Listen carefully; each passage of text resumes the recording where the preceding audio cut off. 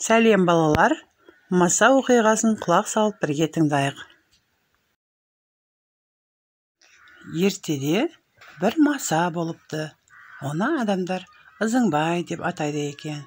Себебі ол түнде адамдардың мазасын алып ұйықтатпайды екен. Әбден мазаларын алған масаны қуып жібермекші болады. Маса адамдардан қашып келе жатып, үлкен бір ғимаратқа тығылып қалады. Сөйтсе ол кітапханаға кіріпті. Ол жерде түнде адамдар болмайды екен. Ал маса түнде жалғыздықтан қатты қорқады екен. Содан маса қорқып, ызыңдап, деп жылай бастайды. Маса не істейді? Ызыңдайды.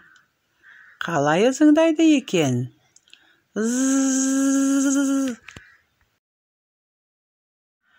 Осы кезде кітаптардың арасынан ызыңдаған дыбыс не екен деп әріптер шыға бастайды. Әріптер де әртүрлі дыбыстар шығарады екен.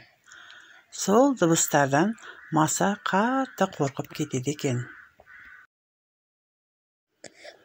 Қорқып тұрған масаға әріптер келеді. Олар өте мейірімді екен. Олар өлең айтқанды жақсы көреді екен. Масаны жұбатып, өздерімен ән айтуға шақырады. Жалғыздықтан қорқып отырған маса қатты қуанады. Сөйтіп, өзінің ызыңдаған әнін сала бастайды. Масаның әніне дауысты әріптер де келіп қосылып, бірге ән айтады. Олардың әндерін біз де қайталайық.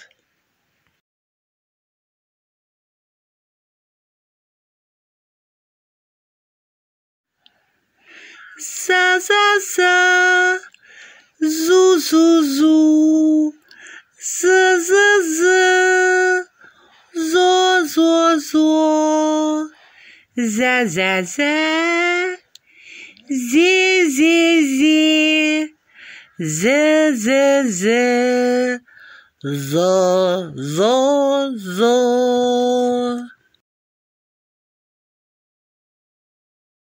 Әдемі ТВ каналына тіркеліп, келесі сабағымызды жіберіп алмаңыз.